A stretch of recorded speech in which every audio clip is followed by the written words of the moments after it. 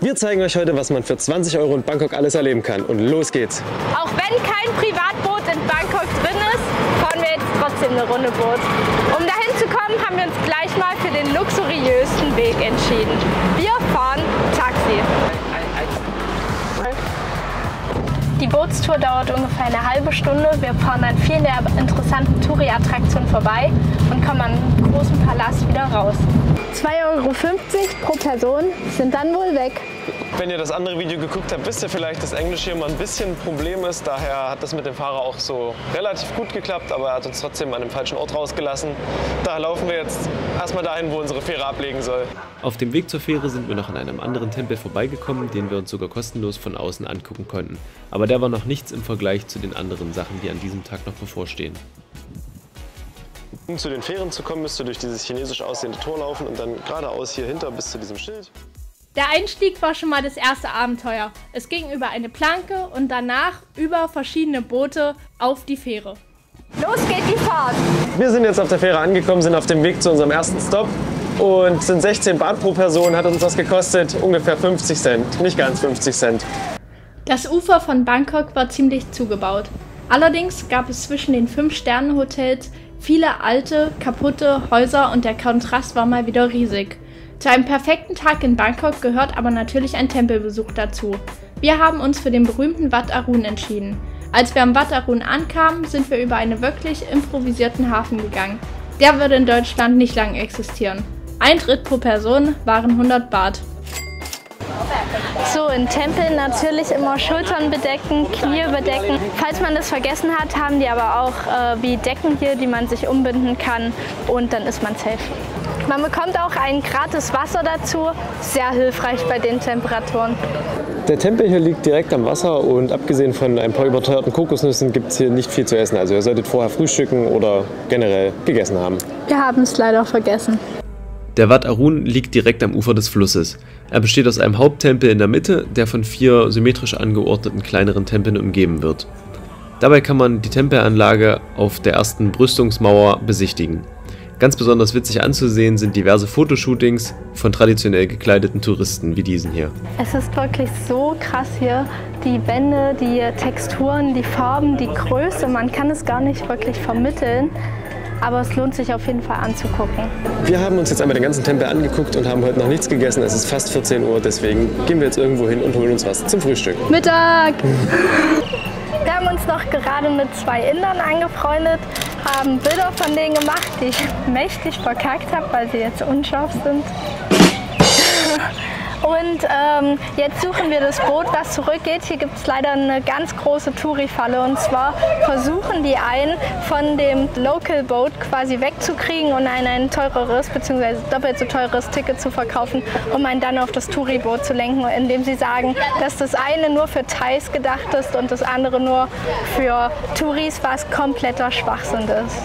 Man könnte sagen, das Boot zurück zur anderen Insel ist nicht ganz so ein Geheimtipp. Kostet aber auch nur 5 Baht. Wasser haben wir auch vergessen, deswegen mussten wir jetzt Wasser kaufen für 10 Baht. Pro Person. Pro Person. Wir sind jetzt endlich auf einem Boot. Jetzt wirklich essen für das, was nachher noch ansteht. Der Ausstieg aus dem Boot war wieder ein Highlight. Es ging über eine 1 Meter breite Holzplanke an schwimmenden oder überfluteten Läden vorbei. Irgendwie sind wir wieder da gelandet, wo eigentlich die Hinterhöfe der offiziellen Sachen sind. Und der Geruch ist auch schon wieder eine Erfahrung hier. Hier gibt es vegetarische Nudeln, etwas, das wir wirklich noch nie gesehen haben. Wir überlegen gerade, ob wir das probieren, weil hier liegt der Fisch in Tüten rum und es sieht an sich auch wirklich nicht so gut aus, aber der Laden ist voll. Die Suppe war sehr lecker. Jetzt laufen wir weiter. Hinter uns ist der Grand Palace, da gehen wir nicht rein, da kostet der Eintritt 13,50 € ungefähr. Das sprengt das heutige Budget leider.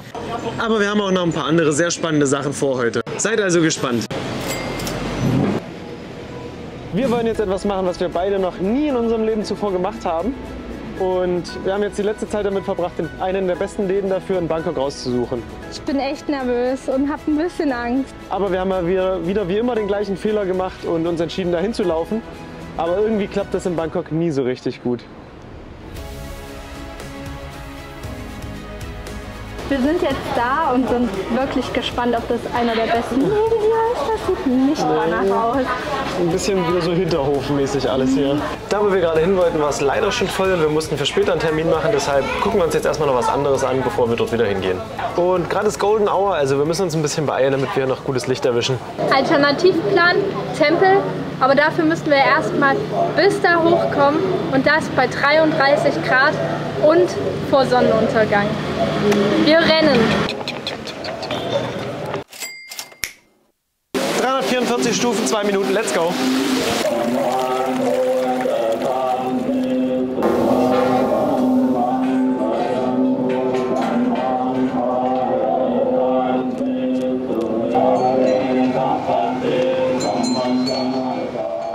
Wir haben es gerade noch so geschafft und das hat sich richtig gelohnt. Unsere Empfehlung ist, kommt unbedingt auch zum Sonnenuntergang hier hoch. Aber nach 2 Tempeln und wieder unzähligen Schritten haben wir uns unsere kleine Überraschung echt verdient. Der Tempel war wirklich super schön. Durch die Musik hat man sich gefühlt wie in einer anderen Welt. Überall lagen Opfergaben und es gab wirklich viel zu sehen. Und das Beste daran, die Aussicht war so schön wie aus einem teuren Penthouse. Wir hätten Stunden hier verbringen können. Das war einfach so beeindruckend hier oben. Wir haben die Zeit vollkommen vergessen und haben jetzt noch 10 Minuten für den Runterweg und den Weg von 15 Minuten. Wie vermutet sind wir viel zu spät dran. Wir sind lange nach unserer Zeit. Aber wir laufen auch schon wieder durch die komischsten Gassen. Wir sind hier gerade über eine Brücke gelaufen, die keine Geländer hatte und nur 1 Meter breit war. Naja, das Übliche also in Bangkok. Unser Highlight war dann eine Thai-Massage. Wir haben pro Person 200 Baht bezahlt und es ging 1 Stunde lang. Wir hatten vorher überhaupt keine Ahnung, was auf uns zukommt, weshalb wir auch etwas Angst hatten. So wild.